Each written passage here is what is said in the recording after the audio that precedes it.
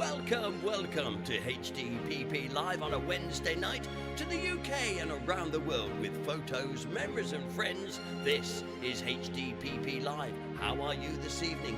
Are you all well? Hinckley District past and present for you, meeting friends old and new. Streaming Wednesdays and Saturdays too, with founder members Paul and Sue. The smiles that we bring are a heritage thing.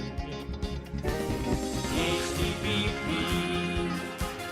keeping history alive. HDPP, streaming HDPP live, where local memories survive. HDPP, streaming HDPP live. Film clips, photos, memories and friends helps a dreary night go by. Wearing Hinckley's six of the best, stupendous quizzical high. The smiles that we bring are a heritage thing. HDPP, keeping history alive. HDPP, streaming HDPP live, where local memories survive. HDPP, streaming HDPP live. Let's take you back in time, a community affair. We'll take you for a ride. Handsom's cab will take you there. We're making history. HDPP, chapter applauses. History alive. Local causes. Streaming HDPP live. Betty is our queen bee. The sweetest honey candy. Dangerous Den here again. HDPP live. Hey, you know we're keeping it HDPP.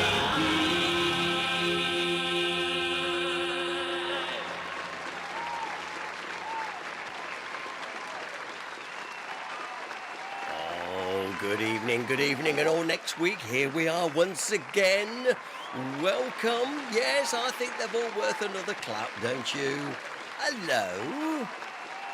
Oh my word, where have you been? We've missed you. It's been a whole week since I was last sat here sitting, and it's nice to know that, most of you have remembered it's Monday night, which means HDPPP night. Just for a short while on Monday nights. Don't worry, we will be returning to Saturdays. It's, oh, I wish they wouldn't do that. It scares me to death. But we will be returning to Saturdays, in the coming months, whatever it might be. I've had a lot of people say their Saturday nights is not the same. Said Paul, it's just not the same on a Saturday night without your silly little face. I know.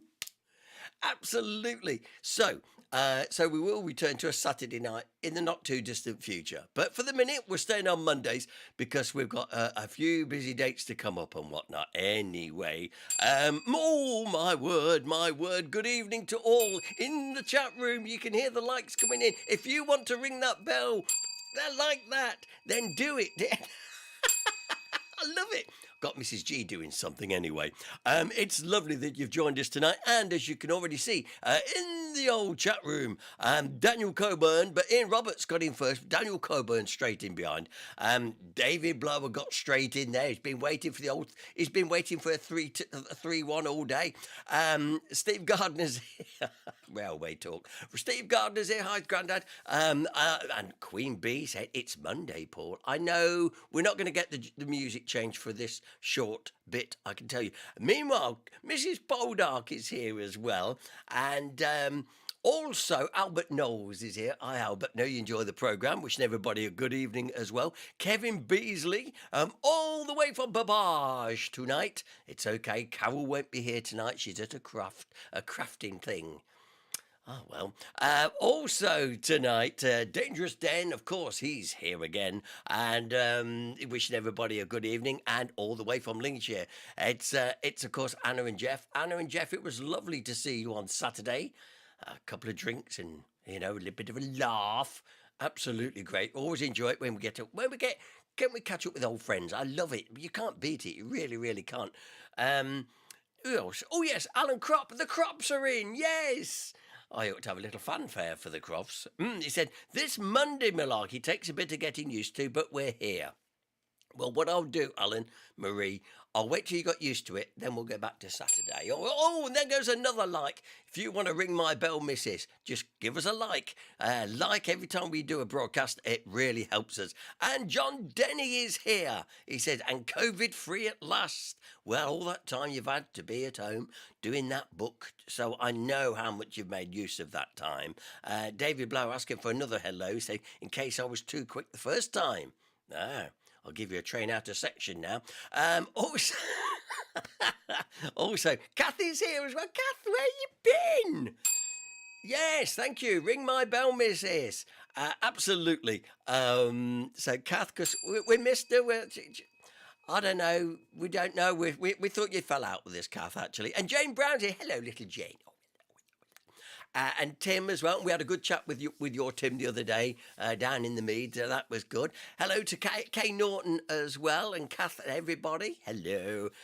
Lovely to know that you are with us this evening. Now, tonight, may have a special guest tonight. If he turns up, let's just leave it like that. I think he will, but we'll see. Due to knock the door any time now, I know. But I've got lots to get through tonight.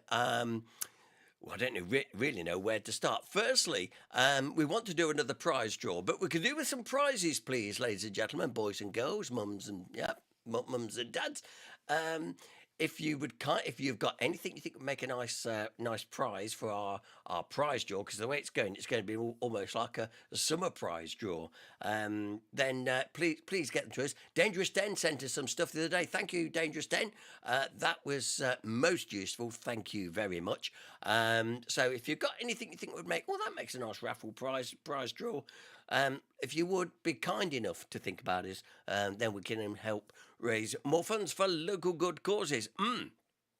Daniel Coburn saying, "Oh, is Steve coming?" No, it's not Steve.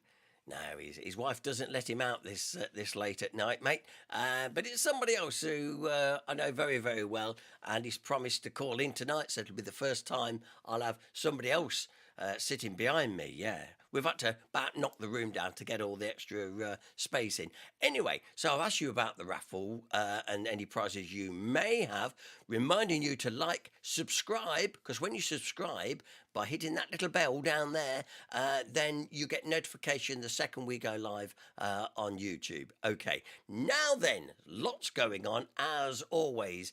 Let me just remind you, of course, our next event coming up a week on Friday. We'll be at the Town War Memorial. We will be commemorating 100 years of the unveiling of the memorial. And there's been a lot of work gone into this. Some people have worked very hard behind the scenes. And we're going to be there. And I've arranged that Hinckley District, past and present, will also lay a wreath as well on the morning. That's all, and we hope to have it all videoed, so for those of you that can't make it, there will be lots of pictures, and then all being well, we'll be able to show the complete thing in one of our following live streams. Okay. But I'll let you know how it goes on that. Also, of course, we are scanning on May the 21st. This is the day after the unveiling of the War Memorial commemoration. Saturday the 21st of May. Come along, find them pictures out, John Denny. Yes, let's get them done. Let's hit them with a great big book of wonderful pictures of Hinckley, John Denny. Absolutely. Right, okay. And a reminder of our great social night that's coming up here. Absolutely brilliant. Wednesday the 25th of May. This is going to be great. I even thought David Blower would trek all the way down on his barge, more up at Hinckley. And come and join us on the night because this is the secrets of Market Bosworth and the railway. It's great. And it's took me ages to get these guys to come and do this. And I doubt I'll be able to get them again. So come along. Even if you haven't got a ticket, I'll try and squeeze you in. The tickets are free, but we needed an idea of how many people were coming. So please, please don't miss this because it will not be. Chances are we won't get these guys back. Good evening, Pat Galloway. He's made it. He's a bit late with a cooey. Hello. Well done, Pat, as well. And, of course, we have lots of other things here at HDPP, including our merchandise. Thank you very much to Jaspers of Hinckley, who sell all our stuff. Look, caps, key rings, badges. There's posters, there's pictures, there's DVDs. And talking of pictures, you know that our pictures and DVDs are very, very popular. And our latest DVD, of course, is the documentary which Greg and myself have done about the War Memorial, commemorating 100 years. It's a fascinating DVD, runs for 40 minutes, and it's really, if I say so myself, folks, it's really good. Buy it. And better still, buy the roll call at the same time because they seriously do complement each other. They really, really do. Absolutely. Now then, meanwhile, and back at the ranch, I can tell you, Kath Dennis said, with John off with COVID, he has been working on his book. Oh, well, I hope he has, because John, I know you've got some pearlers of pictures. And I know I'm right by saying there's some pictures you haven't seen, but that Joe Public has not really seen before. These are going to be different. These are going to be great. John, I'm hoping I'll get a good discount now. This book will be great. We just want it to appear. Okay, so John, keep at it, please, mate, because we really want to see that book. Okay, we've got an anagram this evening. We've also got Where in Hinckley. Oh, how can we squeeze all these in before my guest arrives this evening? Well, in that case, then, let's do the old Haniogram first. Here we go. Kindly supplied by Mr. Jeff Wallace, who I make them nice and difficult for you. Here it is. Here it is indeed. Now then, if you get that down, look, strawberry famine are he. Yeah. Strawberry famine are he, or he are famine strawberry, if you like. And the clue is, if you barge in here, you won't be the only one. Just a minute, I'm looking over at Mrs. G. Have you started working on this yet, Mrs. G? No, she's shaking her head. I thought she might have had a go. So there you go. I'll leave it on the screen a few moments while you just write it all down. Make sure you got all the right digits, ladies and gentlemen. Good evening to Gary Betterley as well, who's joined us this evening. Watcher Hinckley. Nice one. And John Denny's just messaged us to say, it's true, I've been working on the book. I got fed up in the end. I did that much. John, get it down to the printers. Right, so there you go. Strawberry famine are he. Rearrange that for a place in Hinckley. If you barge in here, you won't be the only one. Right, there we go. So that is the anagram. We'll come back to that in a little while. And also, if you can't do the anagram, well, maybe you'd like to have a go at our other little competition, which we've got. Yeah, it's called Where in Hinckley.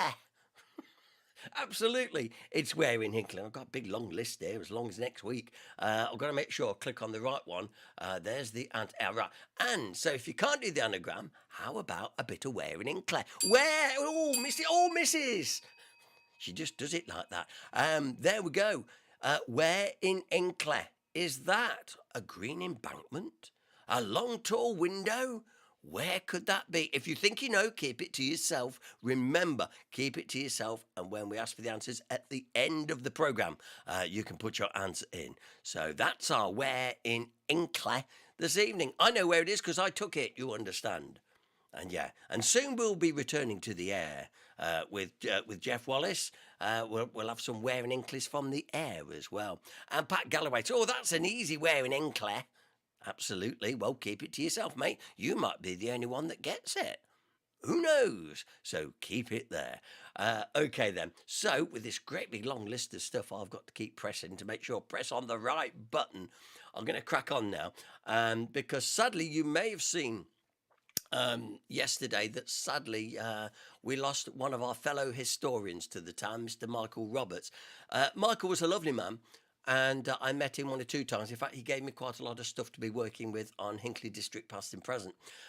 Sadly, he passed away yesterday, and Kay, his daughter, messaged me, said, "Would you put it on Hinckley District?" Which I said, "Yes, absolutely," and passed on our condolences. So what I want to do tonight is feature a little bit of video with Michael in it. Okay, we have seen this before, but as our small little tribute to Michael, this is when they're featuring the Century and Concordia Theatres, and then we've got another little film by the late Stuart Watson, and then we've got a noser. We've got lots and lots, yeah. By the way, David B said, "Put the 25th of May poster up again for me to screenshot. See if our Karen is interested." All the things you have to do for members, honestly. The 25th, hang on just a minute. I've got to see a big long list as if he's not making here. There, you mean that one? There you are. Wednesday, the 25th of May. There you go. All right. There you go. I can't leave my alone. See if Karen's here. Get Karen to come along. You two come along. Anyway, right. So, as a little tribute, as I say, to Michael Roberts, I want to present this small, I think it's about 10 minutes, 15 minutes, feature with Michael in it, talking about the Century Theatre and the Concordia Theatre. So from everybody here at Hinckley District, past and present, we pass on our condolences to Kay and her family, and thank you to Michael, who really did contribute lots to the local history, and he used lots of bits in the Hinckley Times, real in-depth bits, really good, and he's going to be sadly missed for those things. And can you believe it? The first cock up of the night, it all goes wrong. Hang on, I better come back here. Now, I don't know why that has happened. It should have played. Oh, you try to make these things sincere, don't you? And what do you get? You get that. I'm just going to see if I can load it in again now. That would happen. That is typical, that. Most interesting. I wonder if it'll do it now. It probably will. Yes, here it comes.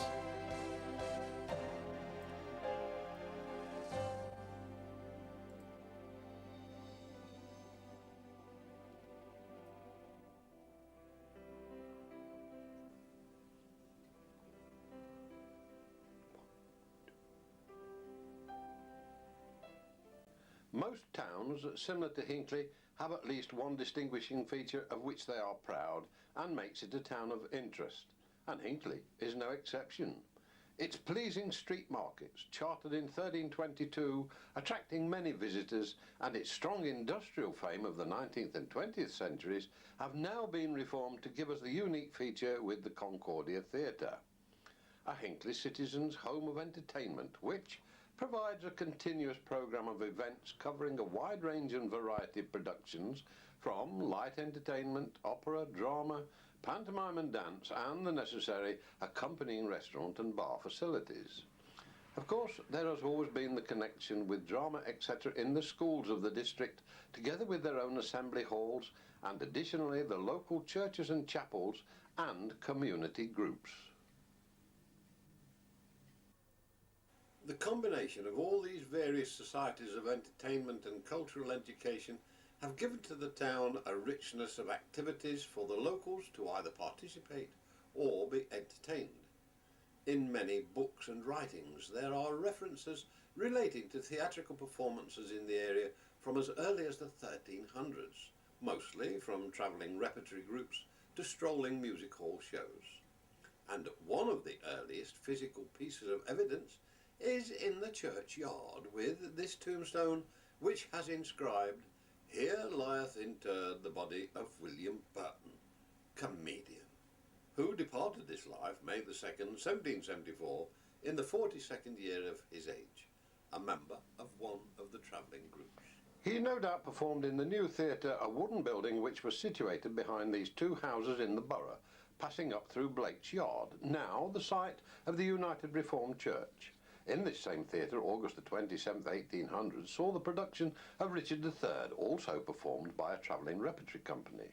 During a full house performance in this theatre in 1804, it's reported that the gallery collapsed and some unfortunate spectators ended down in the pits.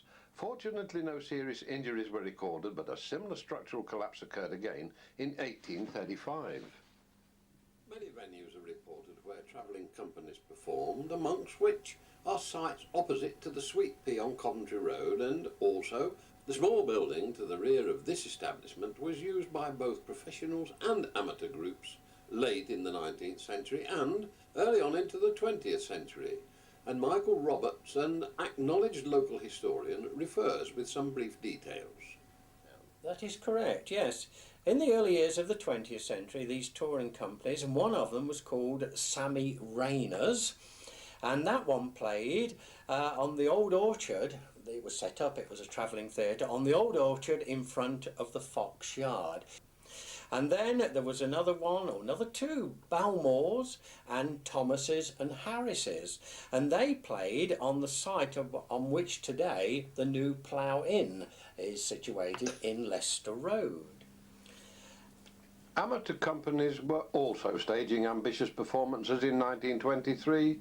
An enormous cast put on Gluck's Orpheus in the Underworld on the Castle Hill grounds, which is where today is the Co-op car park in Hill Street. And in 1924, the very serious Caractacus.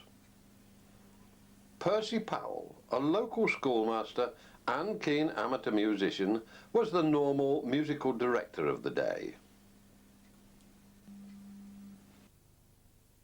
Prior to 1900, or around about that period, entertainment was either in the home or in a theatre or connected with the church or school. Because we didn't have television and certainly not radio either. No, oh no.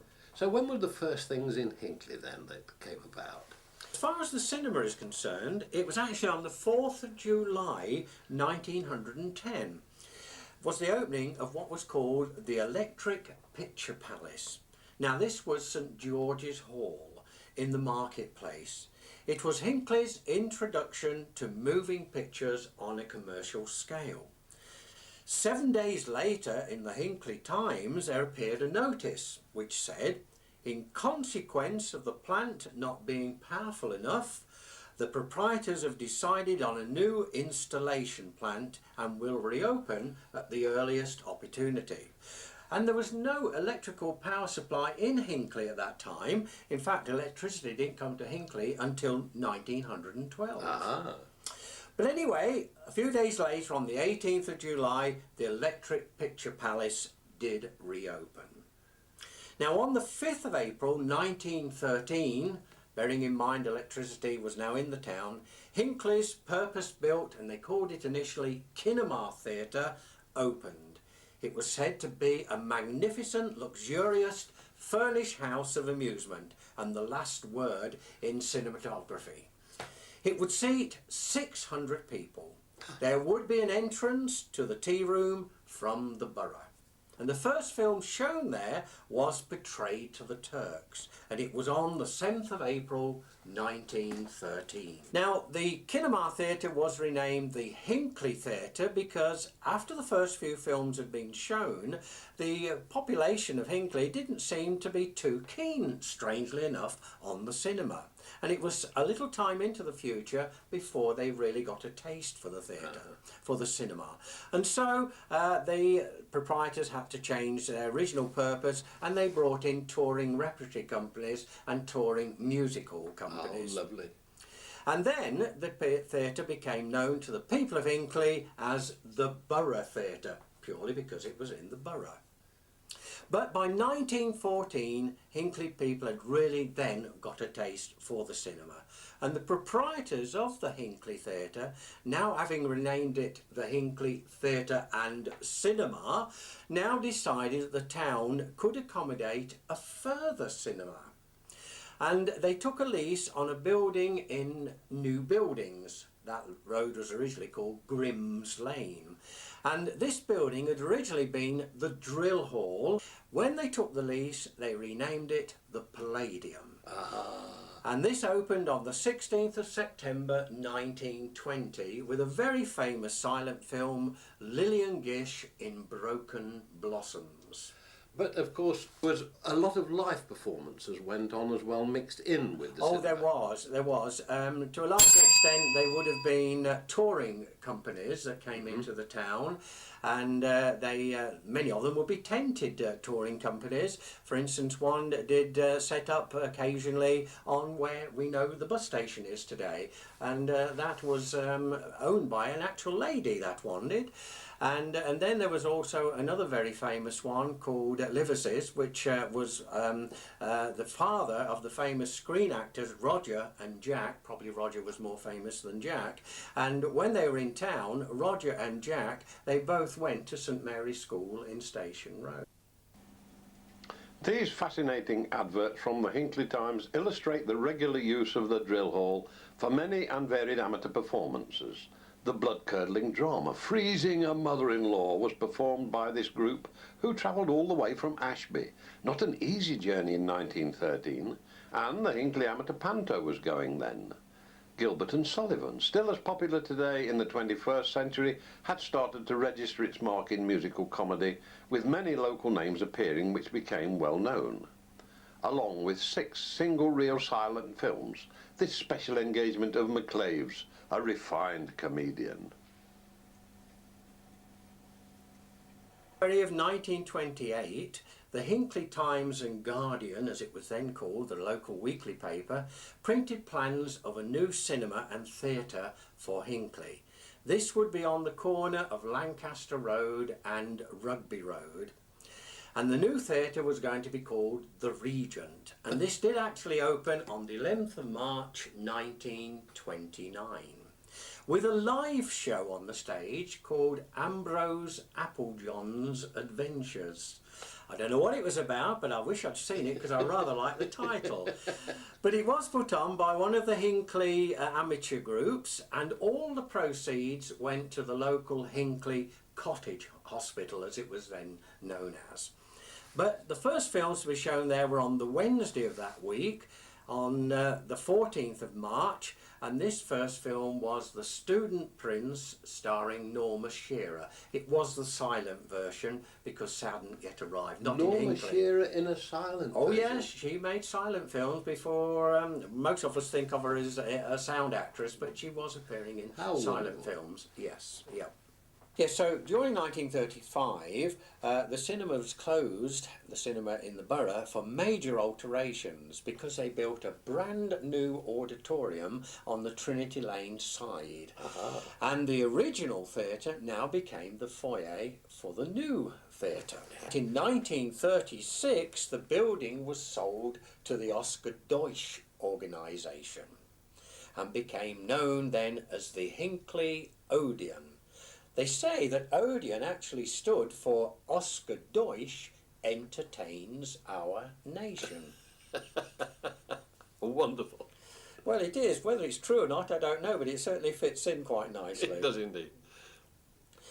Now, during the 1930s and early years of the Second World War, the Hinckley Amateur Operatic Society presented a number of shows on the stage of the Regent Theatre.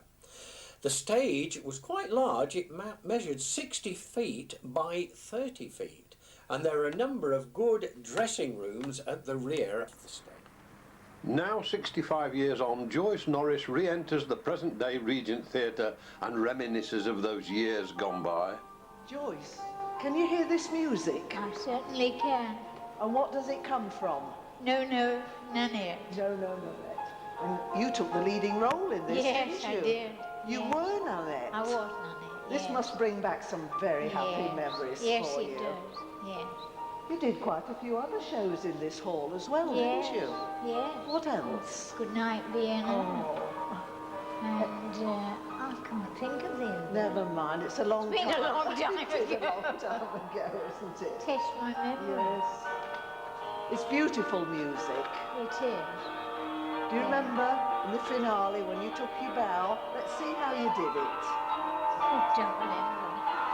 There we are.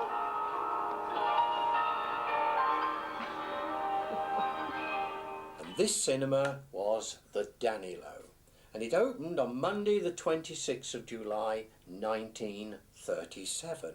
And the opening film at the Danilo was This Will Make You Whistle, starring Jack Buchanan. During the war years, the three Hinckley cinemas were the mainstay of entertainment in the town. Many young men and women who were members of the various Hinckley amateur theatrical groups had now been called up into the forces.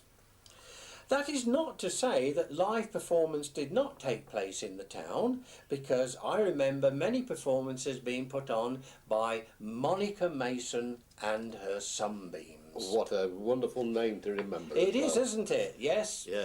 And there must be many ladies in the town today who, when they were young girls, performed in this very, very popular group. That's right. So that you were saying, Monica, that this particular one was when you were doing performances with your schools at the Danilo Theatre. Yes, we performed the Red Shoes because the film was going to be shown. Right. And these were two of my students, older students and more advanced than the others. And we did the ballet of the Red Shoes on the stage. One of your choirs at the Danilo. Yes, I had a very lovely choir, and these were all in Scottish attire. Various photographs of shows that were put on in the Albert Road Methodist. Yes, these were the little fairies, the snow fairies, and we always tried to put them on early in the performance because they had to go home. That's right. These were the principals in the show, Brian and Susan, who was Aladdin. This was a visit to Hawaii with our magic lamp, and most of these were sisters, and sitting on the front is Terry, now Bevington, and her sister, who lives in America, I think. Now, you also had 3 or 4 different bands. Yes. Mostly accordion bands. Oh, they were all accordion All bands. accordion bands. Yes, and we always entered the competitions musically, and we won the Great Britain Championship. The Great Britain And, Championship? Yes, we won the Great Britain Championship, and my daughter still plays the accordion and has a band of her own now. Hinckley Odeon closed on the 3rd of June 1961, and the following year the building was totally demolished. And in its place today we have what was a brand new building, which of course is the Building Society office. Ah, yes, yes. The Regent Theatre, which had 2 changes of name, at one time it was called the Isolde and then the Gaumont, closed on the 30th of June 1968. Thankfully, the building is still there. Today it is Flutter's Bingo Hall. The Danilo also had a number of name changes. At one time that was also called the Isolde, not at the same time as the Regent, and then it became the Classic, and finally when it closed or was closing it was called the MGM Classic, and that closed on the 6th of May 1993. Quite a sad day, really. Oh, it was. I did go, actually.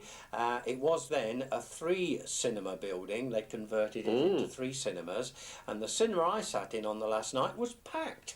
And it makes you wonder why they closed it down, but perhaps it was all nostalgia why we'd gone to pack it. Designed and built in Hinckley, the Century Theatre, now permanently residing at Snibston Discovery Park, has spread the name of Hinckley throughout the UK. And here reminiscing is Armine Robinson, at one time the first female BBC newsreader, who also one of the actresses to perform in the first play in the Century Theatre. Armine, here we are in the Century Theatre.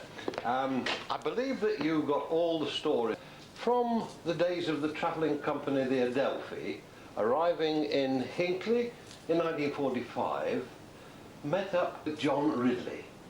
That's right, yes. John Ridley was working as chief engineer at Sketchley Dye Works, and he was absolutely crazy about the theatre. But he'd realised how difficult it was for actors travelling around, not knowing where they were going to lay their heads at night, and different sized stages, so he designed a theatre on wheels. And he went to see the Adelphis and set up their stage a bit more satisfactorily in the Working Men's Club, and he showed them his designs. Oh, wonderful. And they all said, my goodness, that's wonderful, let us know when you've done it. Yeah. And Wilfred Harrison was marooned by the snow at the end of 46 in Hinckley, and he met up again with John, and they discussed it virtually all day. And it ended up by John saying, well, you're out of work. He'd finished his tour with Compass Players, and he said, if you get the money, I will build it. And Richard said, you need some sponsors. So they got some quite famous people like Sybil Thorndike, and that represented the theatre, and a headmistress from somewhere in Wales, and the Dean of Worcester, that represented the established church, so it was all above board. And Will wrote to the Arts Council, which was then called CEMA, Council for the Encouragement of Music and the Arts, and they said the whole idea is preposterous. It's mechanically impossible, financially impossible, and artistically impossible. Not going to waste our money. And the special thing about the travelling theatre was that all the actors had their own bed-sitting rooms and kitchen and dining room and bathrooms and office, and it all travelled with the actual building, which is this. But of course, John, having been the chief engineer of the Sketchley Company at that time, he was obviously an accomplished engineer, and the techniques of being able to assemble a theatre like this fell within his bounds quite easily. But you say that there were many people paid for all the seats. Yes, they were sponsored by many famous actors. He got in touch with Roger Livesey, who was a very, very good actor, who'd been a touring player in his youth. And Roger Livesey found many, many important people like Laurence Olivier, Margaret Fontaine, Joyce Grenfell, Enid Blyton. Ronald Colman sent a cheque from New York, from his Hollywood, to say I'm booking my seat now. And they paid 15 guineas to endow a seat, and originally all their names were on the backs of the seats. How lovely! How and a lot of local people helped as well. Now, in fact, the theatre itself was built, I believe, very close to the old water tower in Hinckley. Yes, virtually underneath the water tower, but not underneath the ground. Yeah. But its first complete assembly, I'm given to understand, was in an old hangar somewhere. At Bruntingthorpe. Yes. And it was taken over one by one. As each trailer was finished, it was towed over by one of the ex-RAF Crossley tractors. And they are members of the Adelphi Company who were then out of work. They'd lost their grant. They painted it. And it was all assembled in the hangar at Bruntingthorpe. And of course, it contained living accommodation for each and every one of the casts. Yes. And also the backstage staff and everything. All the technicians. There were several people who didn't act at all. Yeah. Our chief engineer was a coach builder and helped build the theatre. And So- my man who became my husband, who was an electrician, Yes. he was the stage electrician and Right. also ran the generators. They came as well. We all had Of course, accommodation. you generated your own electricity. We did. We had power. 2 generators. That's One right. was very noisy. They're both called the Thumper. And then I believe that the project basically started in about 1948, and it took to the first performance in 1952. 29th of September, 1952. And what was that first performance? Othello. Othello, and I believe you performed it. I was Bianca and a page boy, and I put on the music. We had turntables up there before tapes, Yes. before all these marvellous, wonderful sort of modern science. But there were 2 turntables. I had to shin up a vertical ladder, and the lighting board was that side, up a vertical ladder. Well, this is a lovely story for theatre in Hinckley. It certainly is. Eileen Derbyshire, Emily Bishop in Coronation Street, actually commenced in Hinckley as a scene mistress before getting her opportunity in Twelfth Night in 1954.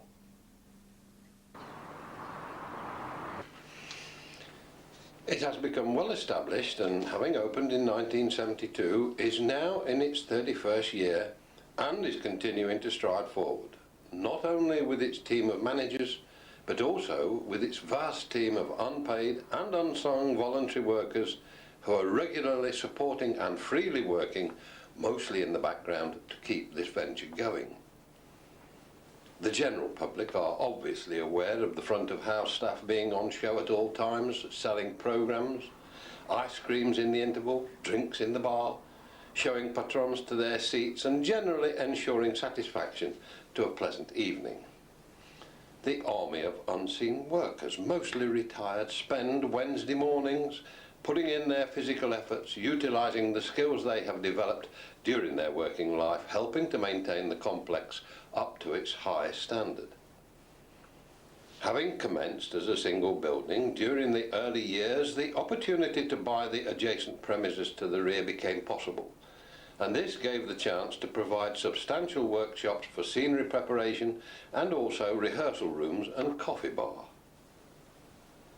In 1988, the invaluable extensions to the stage area took place, giving additional flying facilities, large areas of wing space at each side of the stage, which is the envy of many professional theatres. Where possible, mechanical aids have been installed, assisting in the smooth running of a modern theatre.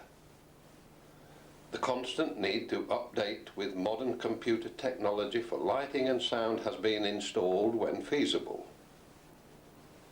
Because of the support and excellent productions from the many performing societies, which has stimulated an enormous following of regular paying patrons, the theatre management are able to continuously review new additions and improvements. It's a great community place, and it's a wonderful opportunity for people of all ages to exercise their interests and their skills. The way that they come together as performers, technicians, craftsmen, bar people, front of house services and so on, and the way it all interlinks and interlocks almost seamlessly. Cover most of the things involved with theatre, but there are so many different little groups doing drama, operatics, musical shows, dancing schools, and indeed the music festival. But of course, we mustn't forget the pantomime. This little snip just shows that you don't have to be on the stage to be part of theatre. You've got a bit of a record, you know. 39 consecutive years dressing a dame in a pantomime. I have, yes. And what year did you start? 1964.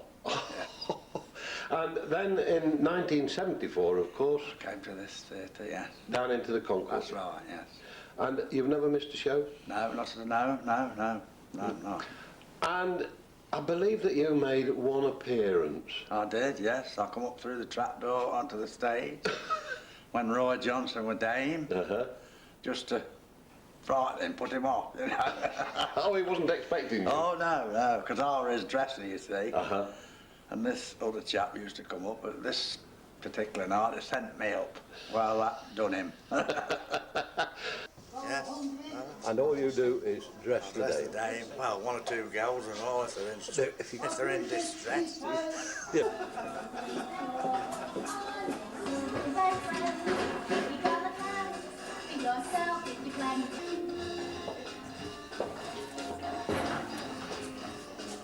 Generally have 14. But there's only 10 in this show. So, yeah. Ignore it, man. Well, if it wasn't you, who would be?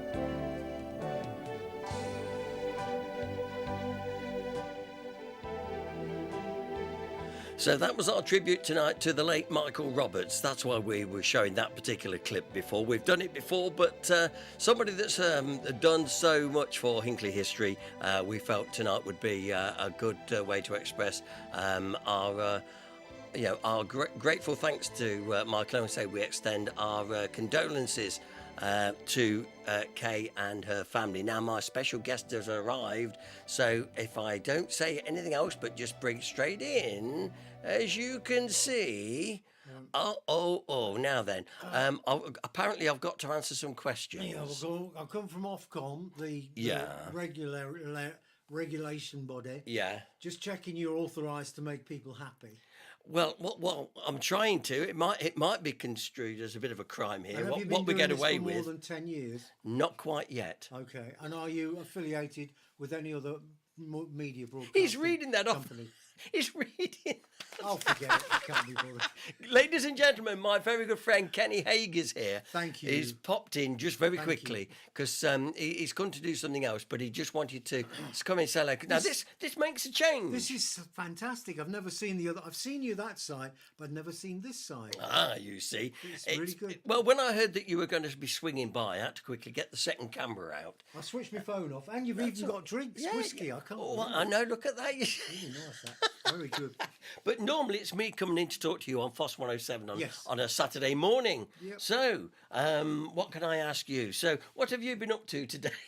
If you really want to know, I've chopped down a bush, and I Shall put we it move into- on quickly? No, I put it on in the van, and I've taken it to a farm, Right. and it's being set, Oh, okay, yeah. shredded and put back to good use as well. Right. Oh, good. Okay. So, is that your normal daytime job then, Kenny? No, I mean, no. This is my day off today. Is a day your off. day off, yeah. When are you next on FOSS, by the way? Saturday. You're doing morning. Saturday morning, yeah. Saturday morning. So, unless somebody falls ill or trips up, or trips up or whatever. whatever. Because I should be down there again. I shall have to probably try and get in. well, and do you want to whatnot. make an appointment now? Yeah, make an appointment now, yes. 10:30, I go in, yeah. 10:20, I normally get in there, make him tea and coffee and stuff. You know, this is Well, 10:30 this Saturday. right. 10:30. Yeah, I think we can do that for you because at 11 o'clock Saturday morning, I want to be elsewhere then. You have a lot of loyal viewers. Look at all that. It's great, isn't it? No, I've never seen so many people. There you are, you see. All done from one's home here. Kenny couldn't believe all the setup behind there, you know, the lights, camera, action. And yes, he really is that big and muscular. How he looks on the screen. Well, I'm glad you came in to see us, matey. Listen, this is what we're doing now. You like little competitions and Go on stuff. then. Let's test you. We've been playing. Well, you won't like the first one because it's the anagram. But however, let's just quickly put the anagram on the screen so people can have another go because people are struggling with it this evening. So here's the anagram. The anagram is as follows: strawberry famine ahi. If you rearrange all the letters there, right, into something brand new, yeah, I'll have a think. Strawberry Fields Forever. isn't it? No, it's a place in Hinckley, right? Oh. And if you barge in here, you won't be the only one. There we go. Look at this. People saying, look, we love our Paul and Sue, says Pat Galloway. Look at that. That £5 on the way. Also, good evening to Alan Slater. He's all the way from New Zealand. Oh, right. Alan is. Yeah. Well, they've just opened up Yeah. as well, haven't they? Yeah, and for visitors. that's Well right. done. And Carol Sacconi, she's here. She's in New Orleans. So hello, Carol. So that's wonderful. So it seems that a lot of people are struggling with this. It is in Hinckley. You could say that it's leisurely based. It's a leisurely based thing. Bit of a blimey! Did you hear the ring of the bell? What's that for? That means we've had another like on the video. You Sure, see? I thought Yes. it was Okay. Hope Last orders at the bar. last Here we week. go. There you go. You go doing that. Why I then also show. If you can't do that, what about the where in Hinckley? Where in Hinckley do you think that could be? That's a modern building, isn't it? Yes, it is. Got new railings, nice windows, good brickwork. Not Ibstock brick. But I don't know. It's not the back of Foss, by the way. No. It's not the back of Foss. I do know that, right? Daniel Coburn said, I got it first time. So I think he must be. I think he's referring to this picture. Yes, he knows where it is. Yes, it's new, but where is it? We'll be giving you the answer very, very shortly. Right, now then, let's think. Oh, yes, just saying a quick hello to Robert Harrison. He's just staying quiet. Robert, you can make as much noise as you like, you know. Anyway, great you're here, and thanks for your support, Robert. So that's where we are so far this evening with our bits and bobs. Now I know Kenny's got other things to do this evening as well as be here. I've got to catch up with Tipping Point. Yeah, I know. Well, anyway, isn't the repair shop on tonight? No. Oh, right, because normally I get shot out for that, you see. You know, I can't I'm compete. joking, I'm joking. I can't compete with the I'm repair kidding. shop. Old J Blades there, good grief. I don't know. We're going to move on, ladies and gentlemen. Our second film this evening, because we've still got a nosy to come with Steve Picker very, very shortly. But what I can tell you is our next little feature, which if I remember right, is this one. And about 10 minutes, I think this is another Sturt Watson production. Let's sit back and enjoy, have another go at the anagram, and till you get where in Hinckley, we'll come back and we'll give you some more clues in a bit.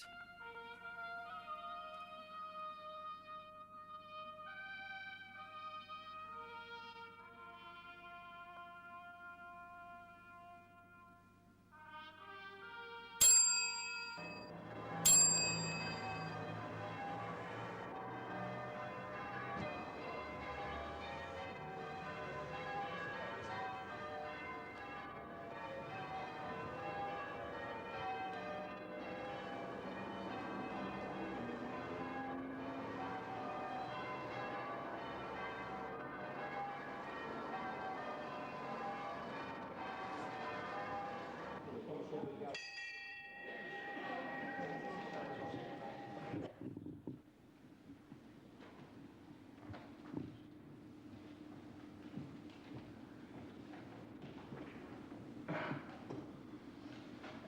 evening, members of the council, members of the public. Could I ask my chaplain this evening, Reverend Thompson, to lead us in prayer? Lord Jesus Christ, Son of God, you have promised that where two or three meet together in your name, there you are in the midst of them. We claim that promise now for ourselves, as we come together to do your work and to take counsel one with another. Good evening, Madam Mayor. Good evening, Stuart, and welcome to Hinckley Council offices. Do take a seat. Thank you very much. Well, I must say that I look upon this as a real kindness, being invited into the Mayor's parlour. Oh, the pleasure's mine. I'm honoured to be asked to perform a civic opening for your film on the history of Hinckley, especially as we are celebrating the centenary of Hinckley Urban District Council this month. The first chairman being Mr. George Bott. Yes, well, this must give you a great sense of personal pride. Oh, indeed it does. And also to remember the many people who have held this post before me, the honour of being the first citizen of the borough.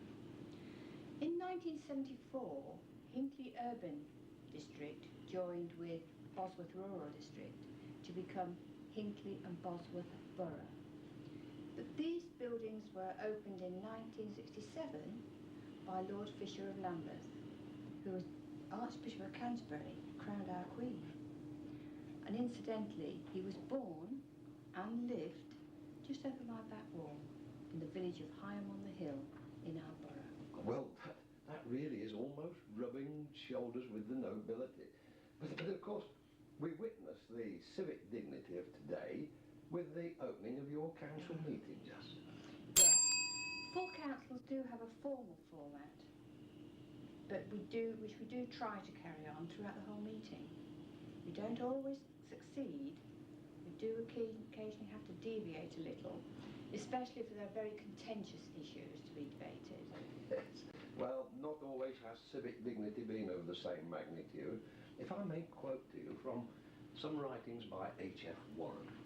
He says in 1898 the first motor car passed through the town, and at the same time the council minute books, common seal of council and documents travelled in less style and presence.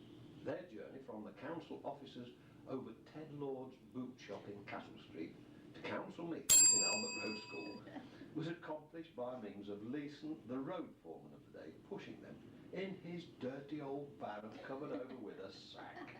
Quite a contrast from today. Oh yes, and I do love history.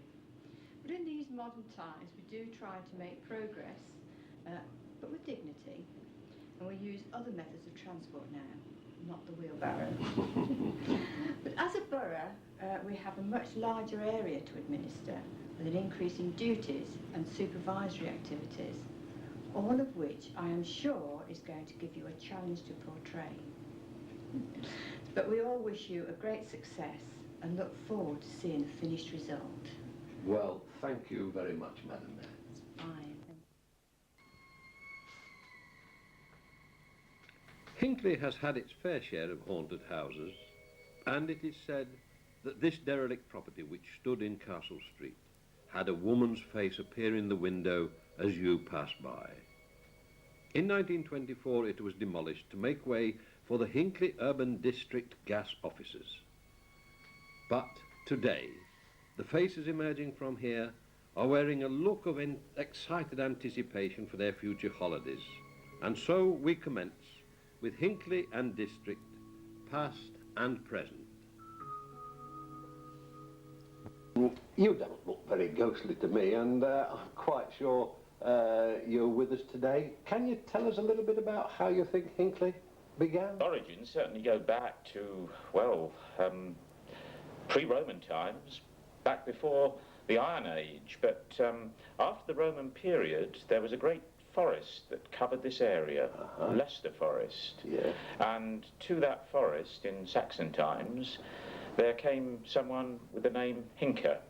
and he made a clearing in the forest, or found a clearing in the forest, and so Hinker's Clearing, or Hinckley, was established as a settlement. And when were the first written dates about the town then? Well, I suppose the first written records of which we're aware are to be found in Domesday Book, which dates back to 1086. And in 1086, when William the Conqueror's experts were surveying the country, they came to Hinckley, which had 69 families. Population of probably between 200 and 300. Mind you, that was considerably more than a town like Birmingham in those days. And of course, there was the Norman Castle. Evidence about this is somewhat sparse, but it dates back probably to the time of William Fitzosborne. It was a motte and bailey castle, just a temporary fortification, which had been used perhaps for 100 years during the Norman period, or shortly afterwards. And when were the first markets thought about? It is much older than the records that we have. The earliest record goes back to, I think, the year 1311, but many people think there must have been a market at least a century before that. Yeah, and this was because of the growth of the agricultural produce, etc.? In the main, in those days, the various sales in the market would have included things like animals and, in particular, wool. Earliest hosiery that was made in the town would have been manufactured from wool. The fact that it was a woolen centre must have been important. 1640 represented one of the famous years. Well, 1640 is the year in which William Iliff came and set up the first stocking frame, of which we're aware, to produce hosiery in the town. Yeah, and did he get married? He, in fact, married Elizabeth Cleveland, who was the daughter of the vicar in Hinckley.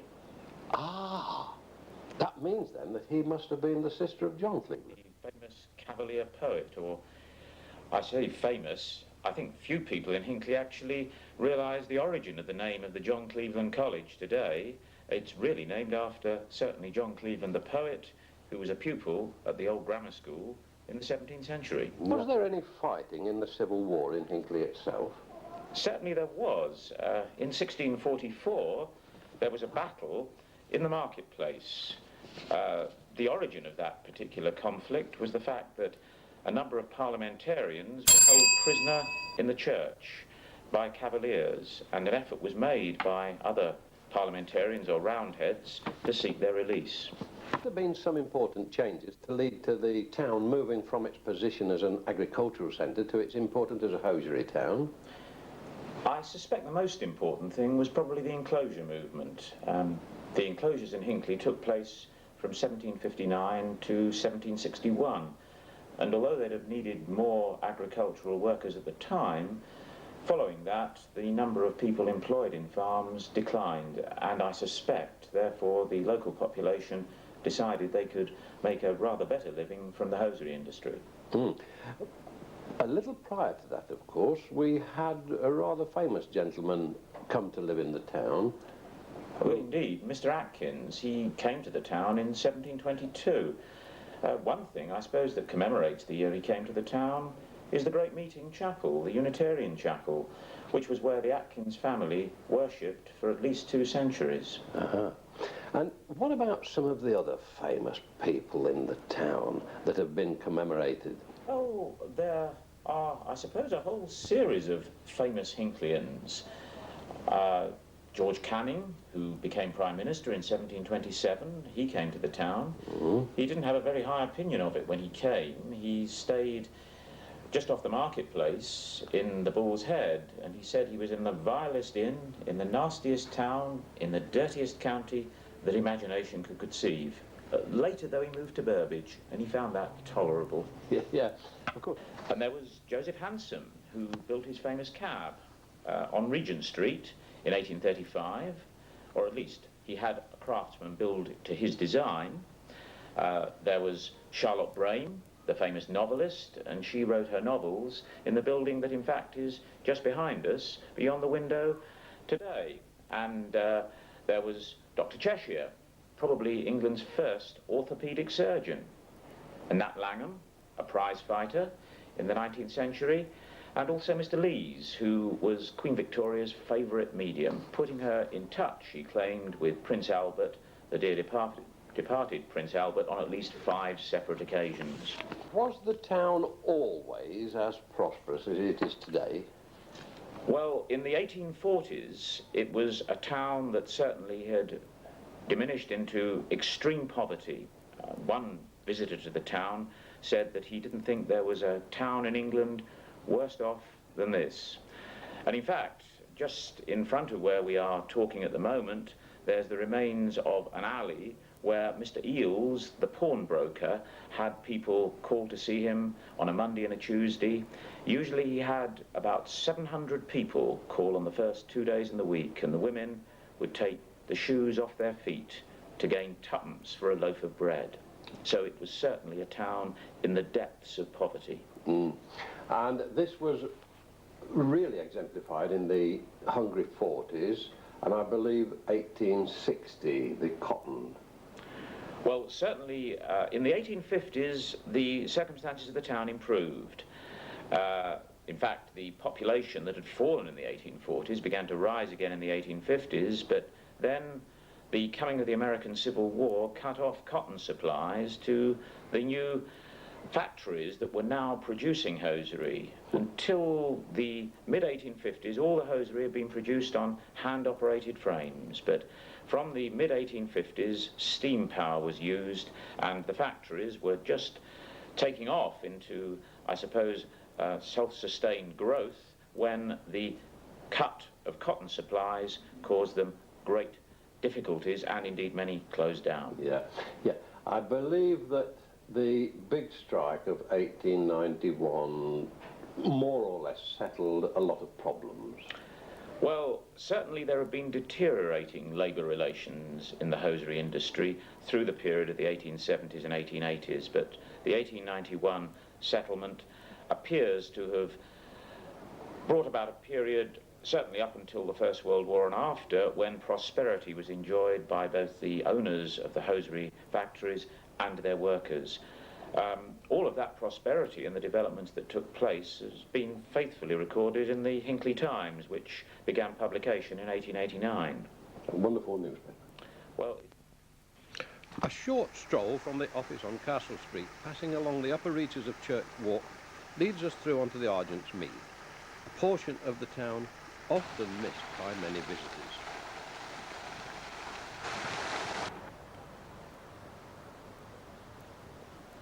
Well, Philip, we heard there Hugh giving us a brief chat about the history of Hinckley, and amongst which he mentioned the castle mound.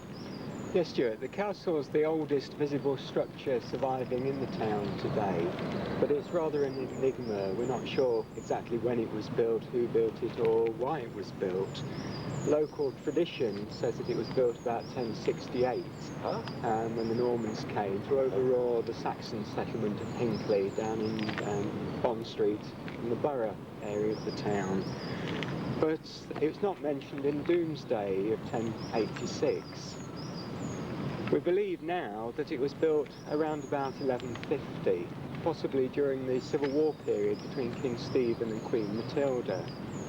The castle was never a stone-built castle. It was an earthen mound with a moat, part of which still survives today, and then a bailey out across what is now the Argent's Mead. Yes.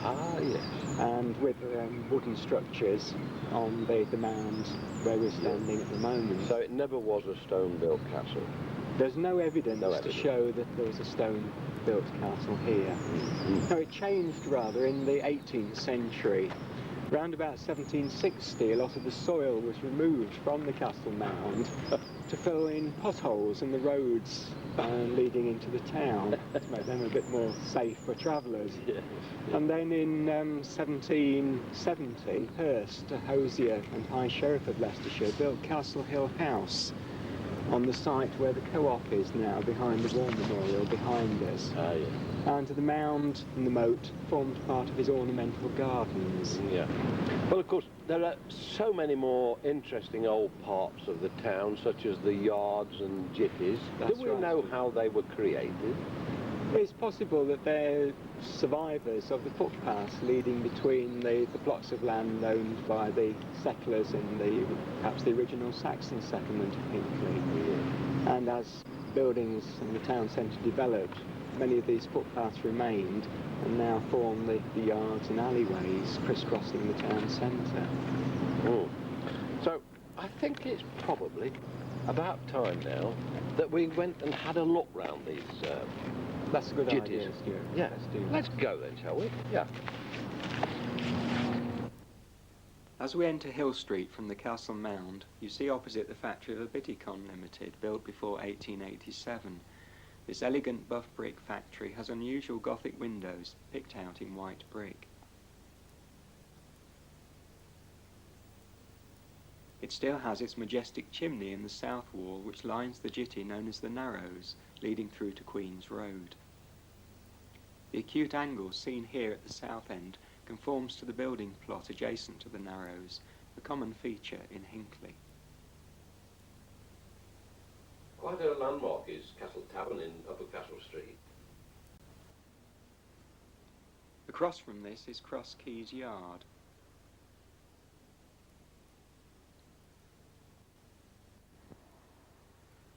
It has an interesting selection of tiny windows and also note 3 stories.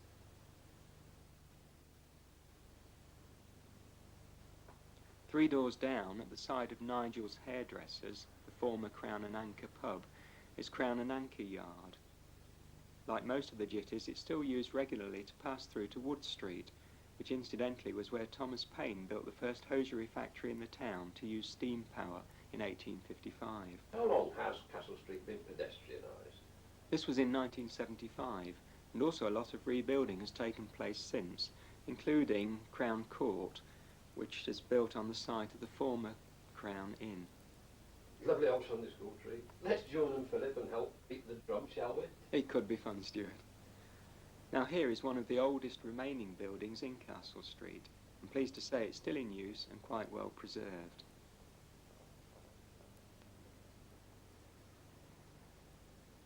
And it has a passageway leading through to Lily's Yard with beautifully exposed timbers and old brickwork.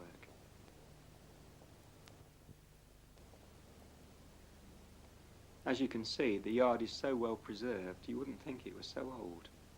Worthy of note is the upper door to enable ease of movement of materials to the floors above. Now, back in Castle Street at the junction with Church Walk, we see a building with its original lead-fashioned guttering with its rosette decorations.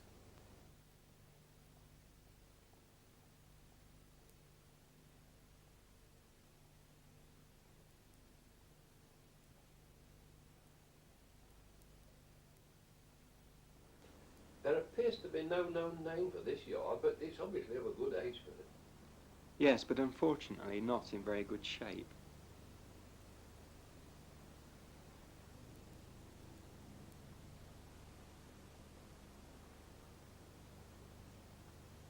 But it's worth a look at the construction to see how they just seem to build as they wanted, all higgledy-piggledy.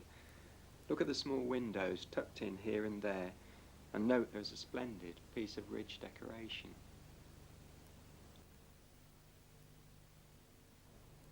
And it's nice to see the lovely old stones. I do hope they'll be kept.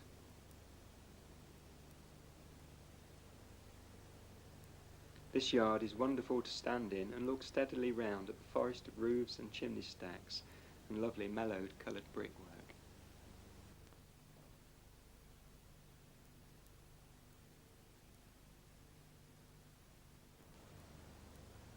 In times past there used to be a pub on the entrance to this yard, which is well preserved. Once again look at the windows, fitted in the most unlikely of places from the outside, but obviously sited to their requirements from the inside. The Arden Cafe, it seems so by so many and so often. Yes, but I wonder how many people have noticed the plaques on the end wall.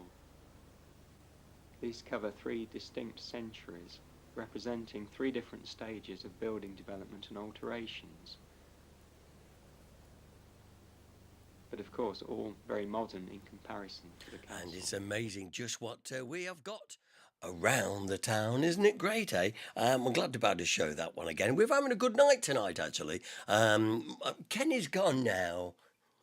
We can calm down. Anything can happen when Kenny turns up. And also, I've just been asking, how are people doing with the anagram and stuff? And so people go, oh, Mrs. G needed some help tonight. So Jeff, oh dear, and she used to be a big fan of yours too. Let's have a look at the anagram then, because we've still got a nosy to come tonight, by the way. So you've still got a chance to have a go. So this is the anagram. Strawberry famine are he. Or he are famine strawberry, whichever way you want it round, it doesn't really matter. And the clue is, if you barge in here, you won't be the only one. So it's we're talking, you know, the leisure industry, the hospitality industry. I think that's fair enough to say. Right. That is the anagram. So this is one of your last chances to have a go. If you've already got it, you are a clever clogs. Keep it to yourself.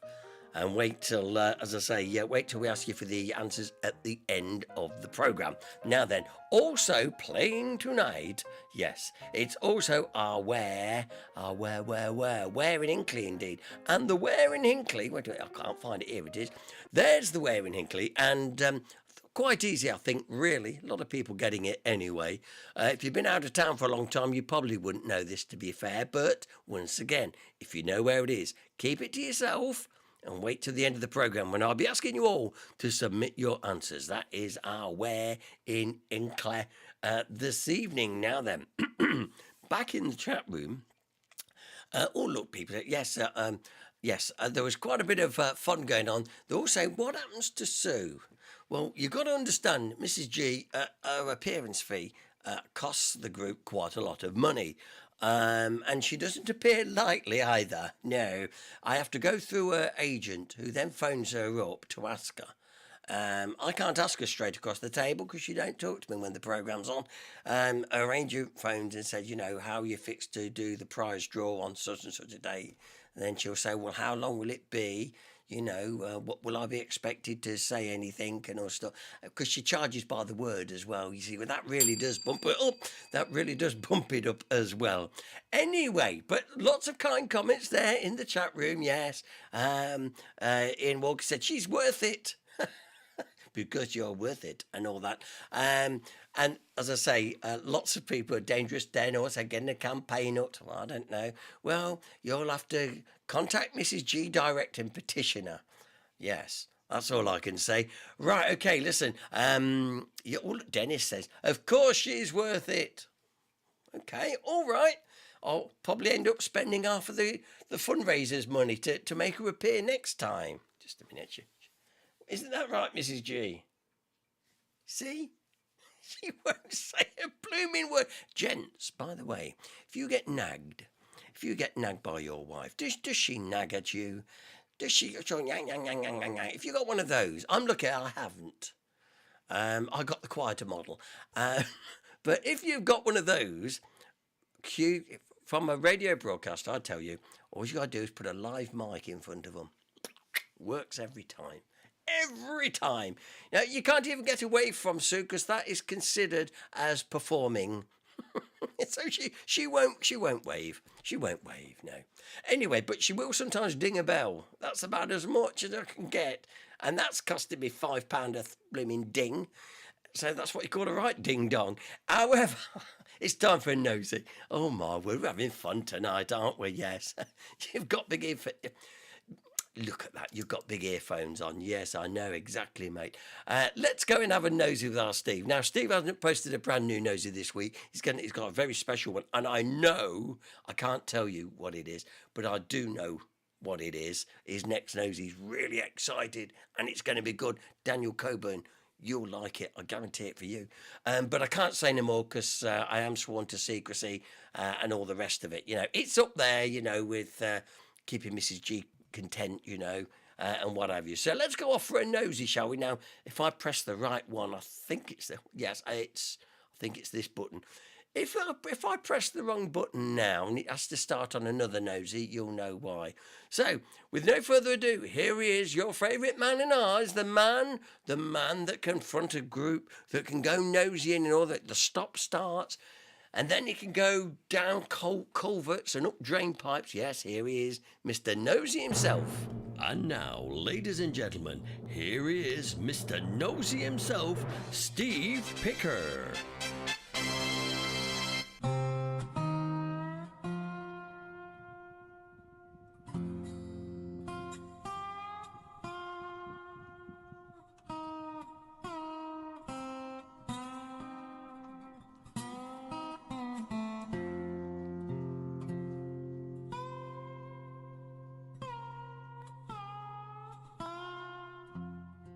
So where exactly am I sticking my oar in today then? Well, it's quite a good one this is, because it's literally on my doorstep. I've not got to drive anywhere. I've literally just walked out of the house and, you know, within 5 minutes I'm there. So we're going to be exploring an area between the villages of Hugglescote, Donington Le Heath and Ibstock in northwest Leicestershire. And it's a really good one this is today. It's a real mixed bag, because what we've got today is we've got an abandoned railway line, we've got an ancient manor house, and I've also got a dog chasing me.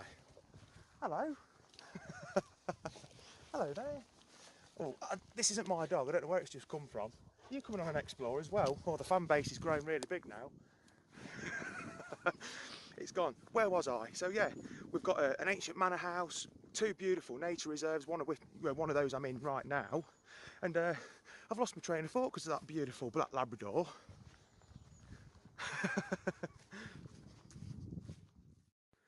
So if we was to look from above, like a bird of prey, that's where I would have been exploring today, within that poorly drawn yellow line there. But I've really enjoyed it today. I actually walked a lot further than I thought I was going to, roughly about 8 miles. So yeah, all's good.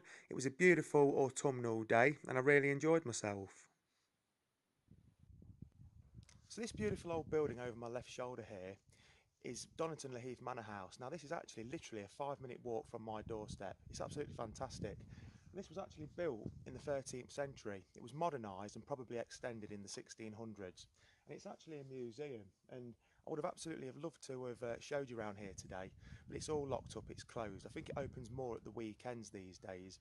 But with all the COVID stuff going off in the world, I think you actually have to make an appointment. But I'll tell you a little bit about it anyway. And you know, I think it's absolutely brilliant that I've got this fantastic piece of local history, literally a 5-minute walk from my own front door. It's great. And this house has stood in Donington Le Heath for the last 700 years. Okay, it's probably gone through numerous changes, especially since the 1600s, which is the period that the museum itself concentrates on. But it's also had many families live here. And for a 200-year period, it was owned by the Digby family. And what's quite strange is, it's November the 5th today when I've recorded this video, so bonfire night. And Sir Everard Digby was actually one of the gunpowder plotters. So how strange is that? But yeah, it's a fantastic little museum in northwest Leicestershire. And I've been here myself with my own family a few years ago. And it's quite interesting inside, it really is. Would help if I took the lens cap off, wouldn't it? So I'm actually down at Kellenbridge Nature Reserve at the moment in this bird hide, and it really is a fantastic nature reserve, this is. And you know, when you walk around the place, apart from the odd whiff of sewage, you wouldn't think that it used to be a sewage farm back in the day. Now this is between Ibstock and Ravenston, and it really is beautiful down here. They've made a couple of ponds here as well. It's an absolute haven for wildlife. You get marsh harriers, hen harriers, common buzzards, kingfishers, barn owls. You've got it all down here. It really is a beautiful place to come out to with the family. And you know, it's right on my doorstep as well. And really do encourage you to come down here. It really is beautiful, especially in late spring. It really is. And here's a selection of my own photos that were taken at Kellenbridge earlier this year.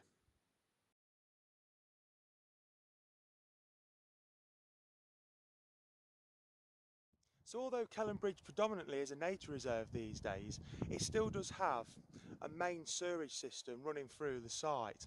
But there are also, scattered throughout Kellenbridge, remnants of the days when it was a full-on sewage farm, as I'll show you now just here. Because throughout this site you have got live main sewerage that runs down to Kelham Bridge sewer station there, but because it was a former sewage farm, the whole area of this nature reserve, there still is scattered about its place abandoned chambers like this, which would have been a former sewer chamber that would have gone to an outfall somewhere before it was treated. But these are scattered throughout this site, and it's actually turned out to be a beautiful day today in October. I've actually had the day off work today, and I'm glad that I did now. I tell you what, I keep getting a whiff of something, I do, and it's not that sewer farm just over there either. What is it? I tell you what that is. That's an abandoned railway line. Let's do it. So this lovely leafy footpath that you can see in front of you here is actually the track bed of the former Ashby and Nuneaton Joint Railway that was constructed from 1869 till 1873. Now I'm actually standing between Donington, Laheath and Ibstock right now, so without any further ado, let's go and have a little butcher's at it. So although this railway, like many railways, ceased to exist in the 1960s, it actually did serve another purpose, because when the National Coal Board came along and made a massive open cast mine just on the outskirts of Ibstock that I'll show you shortly, it actually served a second purpose, because when they removed the tracks and what have you, what they then did was to install a conveyor belt system along here. So you're going towards Ibstock there, where the open cast used to be, that's now a beautiful nature reserve, I'll show you shortly. And it ran all the way from there, up there where we've just been walking from. And I think it went to South Leicester Colliery in that direction.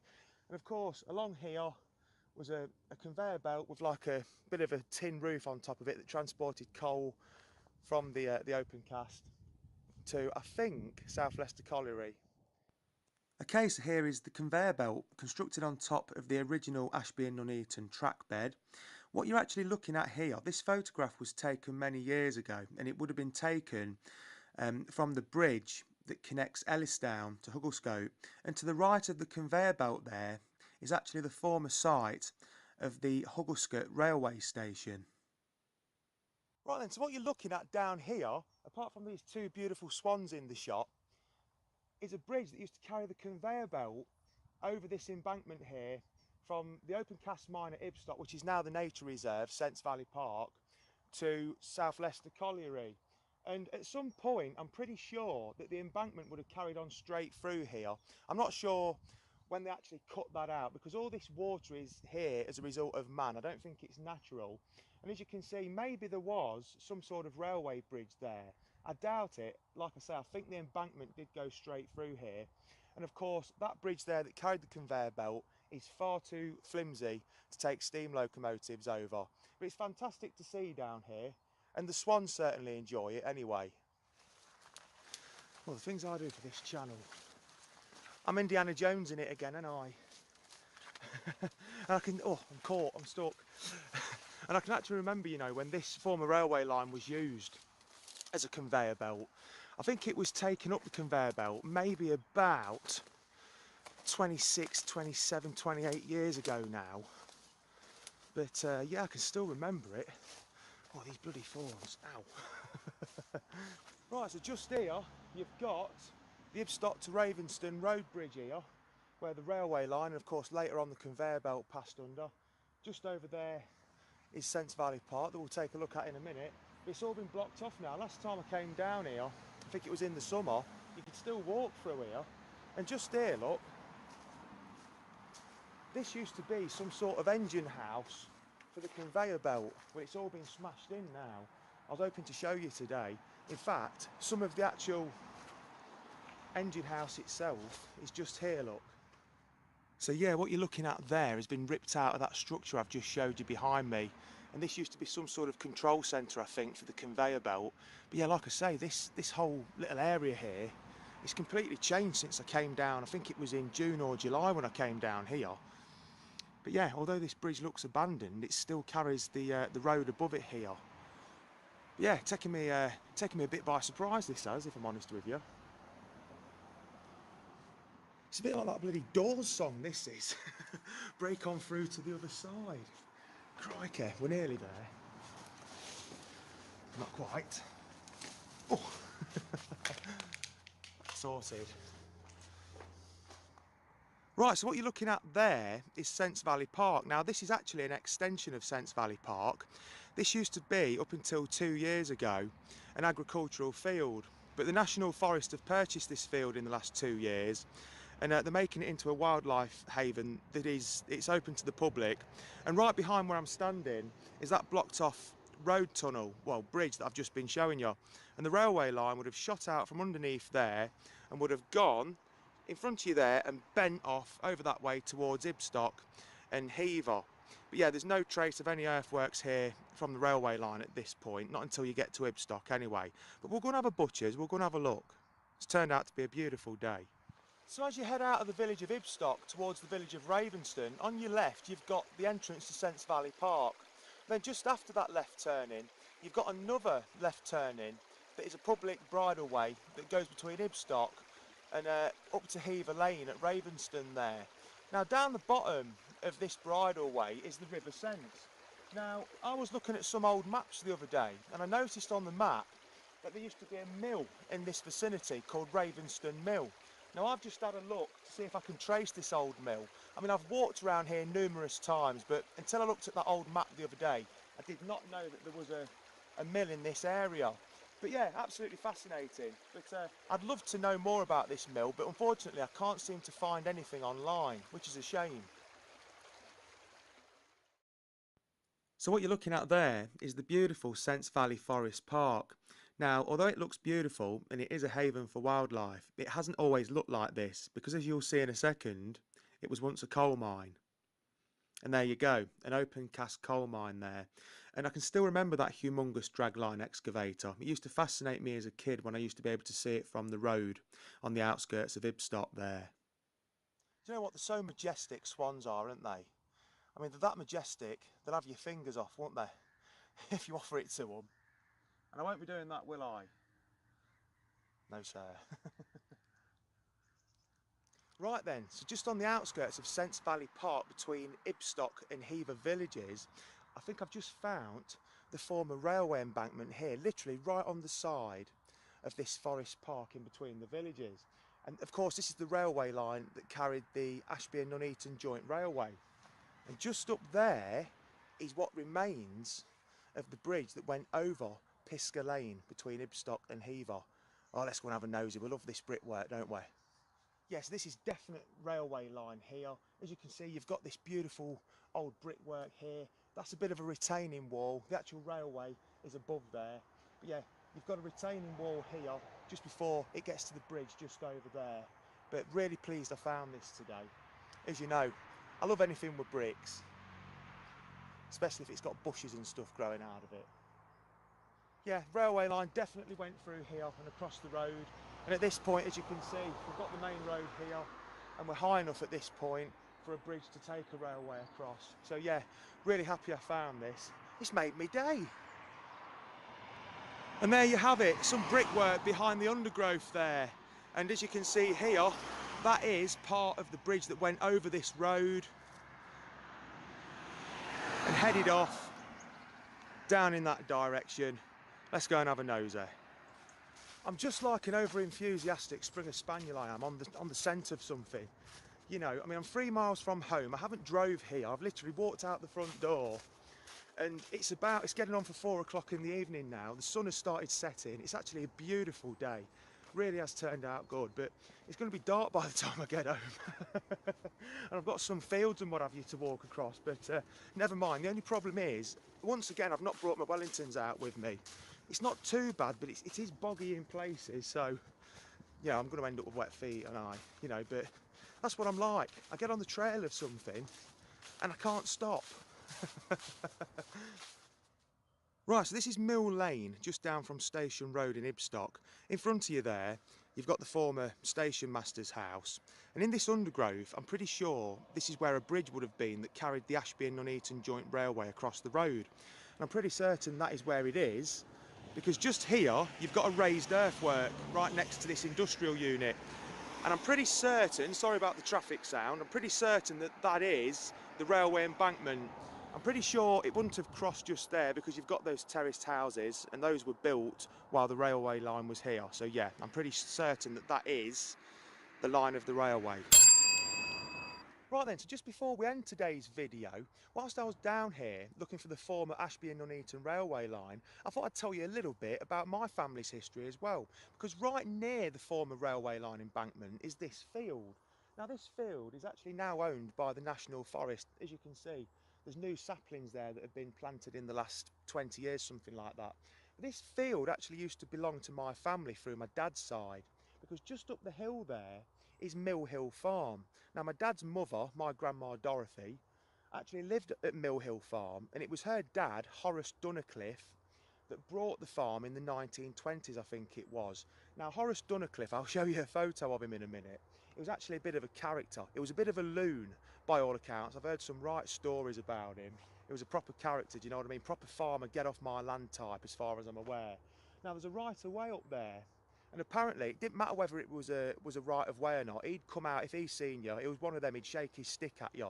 It was one of them. But yeah, just thought I'd share that with you, because I used to come down here. When the farm was working, there used to be cows in this field.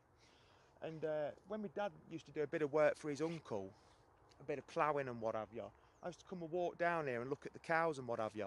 And of course, just there, the other side of those new saplings that the National Forest have planted, is pretty much where the Ashby to Nuneaton Joint Railway is.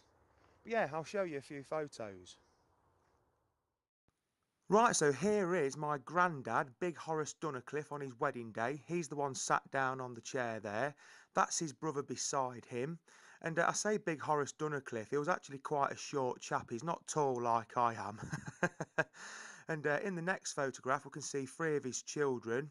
On the left, with a big cheesy grin, that's my grandma Dorothy. In the middle, her younger sister Margaret. And on the right there, her older brother Norman.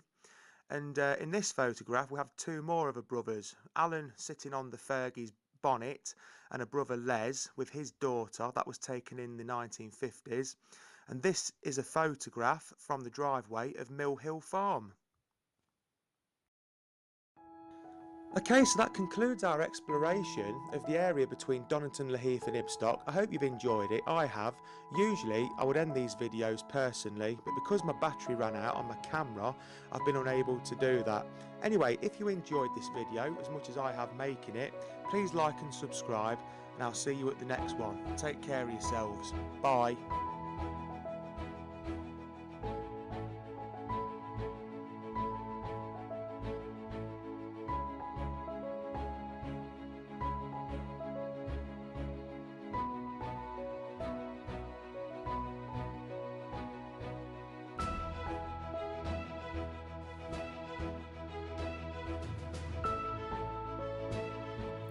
Another good noser. We've seen it before, but it was well worth another run. Really like that. And of course, Donington, Heath and all around there, it's great up there. I'll have to go again then, shan't I? It's been a while since I've been up there. But anyway, good, nice one. And hopefully a brand new noser from Steve for next week. Like I say, I do know that it's going to be quite a good one. Yeah, but I can't say any more. Okay then, it's now time. We're at that part. You know, we've been on air 1 hour and 34 minutes, and it doesn't seem a day too long. So now it's time. Now it's time to look at the Waring Hinckley and the Aniogram and see which one's which. I think we'll do the Waring Hinckley first. Put your answers up now. Put your answer up now for where in Hinckley, and we'll see whether you've got it right or not. We've bit this, the where in Hinckley. I've got to go down my list here because now I've got a lot of stuff lined up down here. This is what we're asking about where in Hinckley. Okay then. Kevin Beasley's first one in tonight said the back of Audi of Ollier's Walk. Yes, Kevin, you are right. I know other people will also be typing in their answer now. Let me just give you the full view while we're getting the rest of the answers in. Just a minute, it's down here. Here we are then. That's where we were indeed. And Jane Brown got it right as well. There we are. We're in Baptist Walk. Looking at the back of Audi, basically that's how it looks, and there's a nice wavy wall. Hallowed walk Audi, I think. I know what you meant, John. Predictive tech, yeah. Anyway, it is the back of Aldi. We're standing in Baptist Walk, and that's how it looks today. Alan Kropp said Marie got that one. Woo! Okay, let's move on. And of course, not only but also, we'd also got, of course, the aniograms. So this is the clue we were giving you: strawberry famine are he, or he famine are strawberry. Whichever way you want to do it, it doesn't matter. Wow! If you rearrange that and use the clue, if you barge in here, you won't be the only one. Okay, who's got the anagram tonight? Put your answer in now, and we'll take a look and see who gets that correct. See who's going to be the first in with that one. And while I'm waiting for the answer to come in, you can keep looking on the screen. You'll see the answer should appear. Oh, John Denny. Oh, look, they've all got it together. John Denny, the Marina Brewers Fair. Yes, the Marina Brewers Fair from Dennis Perkins as well. Dave B. Oh, that's changed. I think it's on about where in Hinckley. Alan Kropp, well, she does the shopping there. Yeah, they're still on about where in Hinckley. And Jane Brown, the Marina Brewers Fair. Absolutely correct. Well done. Well done indeed to all of you. And thanks to everybody for having a go, because it's having a go and stuff. And of course, when we return to our Saturday nights in the not too distant future, we'll be bringing back, a version of 6 of the best and stuff. So there you go. Daniel Coburn also saying the Marina Brewers Fair, you see. What a big night it's been, I say. What with having Kenny Haig popping in to say hello. And all you good folk keeping me company, so I haven't sat here on my own. Because Mrs. G, like I say, she doesn't speak to me when this is happening. When there's a live mic, she is not. Exactly, yeah. And Dave B said, well, I did try Marina. Yeah, you see, you need to get the modern maps out, mate. That's what you really need. I mean, I don't know the last time you was in Hinckley. I think it's been quite a long time ago. But as I say, now, just a reminder, that as I say, I'm plugging this like mad. Firstly, a week on Friday is when we're going to be at the War Memorial. Everybody's welcome to this. Everybody's welcome to come along. Hinckley District Past and Present, along with other people, will be laying wreaths there on that particular morning. It's going to be exactly 100 years to the day. So that's why it's important we do this, and we get it recorded down, so people, in another 100 years will see what we did, if you like. So there we go. So that's on then, and don't forget, as I've said, our social night. That's on the 25th. Going to be a great night. Don't miss it. Please don't miss it. I cannot emphasise this enough, because I doubt I'll get the guys back to be able to do, another night. And looking on into June, by the way, we've got the Dangerous Den talks. I know. So we've got stuff all lined up for you. Right into the middle of the year. It's all exciting stuff, I tell you. Okay, well, I think that's about time. My coffee cup is empty, and I see some of you are now getting your coats on, getting ready to go. We'll be back, of course, on next Monday night to blow away your Monday blues. And if you can join us, that would be great. I'd love to have your company. And I do miss you all, honestly. I do miss doing the 2 a week, but keep it on just 1 a week for the time being. But we will be we'll be back in force, as autumn approaches, etc., etc. Anyway, what a shame. Dangerous Den says I can't attend the commemoration. That's a shame, Dennis. But we will be filming it, videoing it, and we will be showing it here on HDPP live stream in the not too distant future. Gary Betterley going back on the 21st. Well, you better come and see me, otherwise I'm going to blimmin' let your tyres down, mate. Right, okay, that's it for me. I look forward to your company next Monday night. Remember to take care, look after each other, and we will see you next Monday right here. Remember to keep it live and to keep it HDPP. Good night.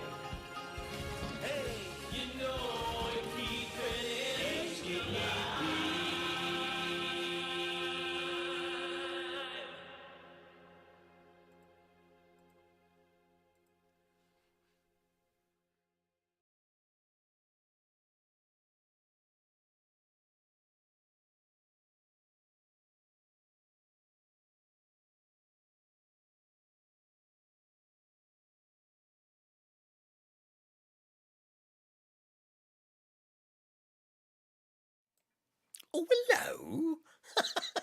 Good grief. What are you doing? Haven't you got homes to go to?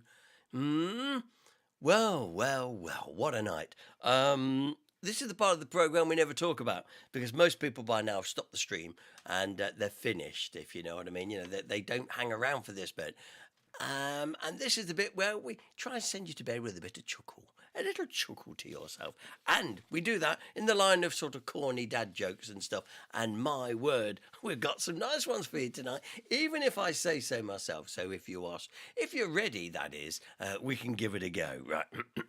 Let's see. I've got a whole list here. It's brilliant. Now, I've been listening to a lot of national anthems lately. I love country music. I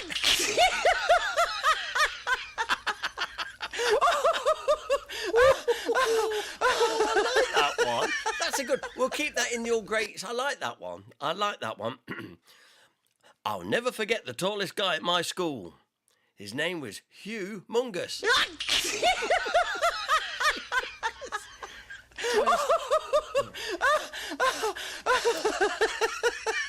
My auntie is pretty cold. We call her Antarctica. Antarctica. Oh, dear. A woman said she knew me from a vegetarian club, but I never met her before. Her before. Well, he got it. Did you know that bulls make terrible shopkeepers? They charge too much. Loving it. Oh, I've not finished tickling your tickling stick yet. Listen, here's another one. I bought an elephant for your room. Thanks. Don't mention it. Don't mention it. That was quite good, actually. My friend David had his ID stolen. We just call him Dav now. Anyway, hang on, a couple more. Yes, we're not finished yet. I grilled a chicken for over an hour. She still wouldn't tell me why she crossed the road.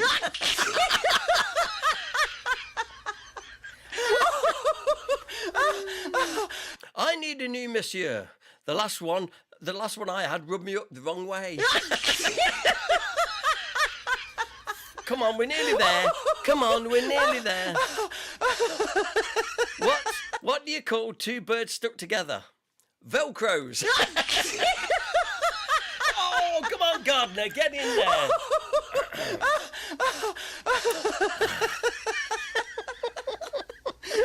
Finally, what do you say to a sheep that won't go to sleep? It's past your bedtime. It's past your bed. Wasted. I hope that's brought a little smile to you. You'll only get the hiccups now. I hope you've enjoyed that. It's great being with you. Take care. And like I say, I'll see you next Monday night, 7:30. Ta-da.